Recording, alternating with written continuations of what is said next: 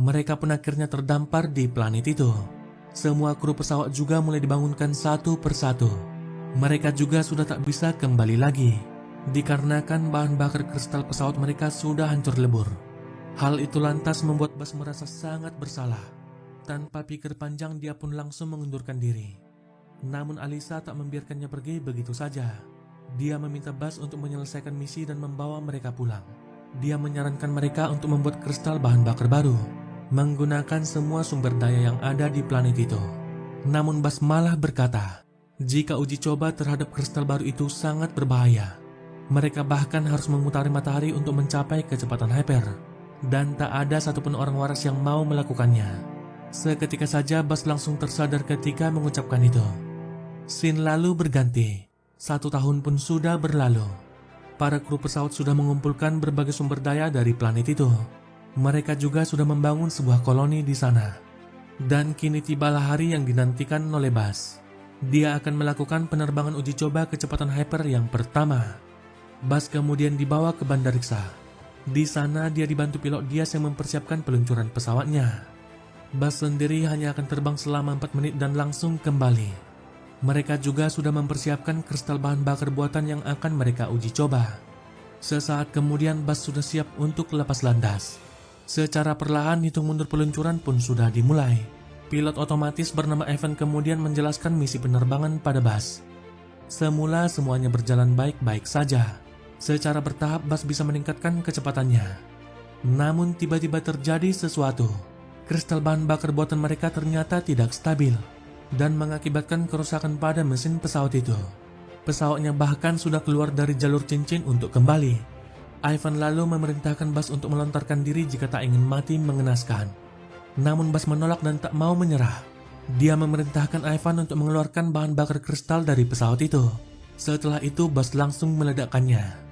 Ledakan itu membuat pesawatnya terdorong dan kembali ke jalur cincin. Akhirnya Bas bisa kembali dan mendarat dengan selamat. Namun di saat keluar dari pesawat, Bas sungguh tak bisa berkata apa-apa ketika melihat Diaz yang sudah bertambah dewasa. Hal itu lantas membuatnya sangat kebingungan. Terlebih lagi ketika melihat tempat itu yang sudah berubah. Diaz lalu memberitahukan jika Bas sudah menghilang selama 4 tahun.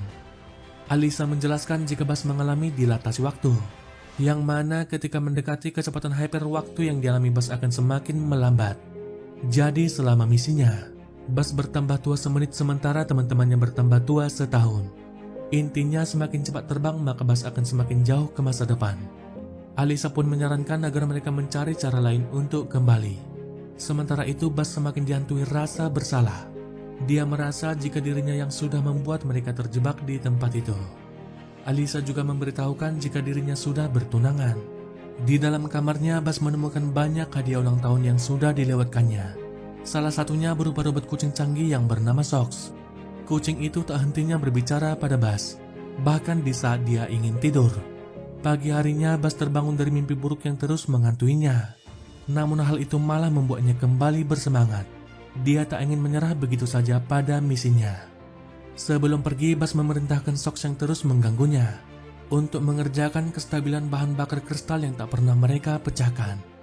Sementara itu Alisa tak setuju jika Bas terbang kembali. Namun dia tak bisa menahan semangat Bas yang sudah berapi-api.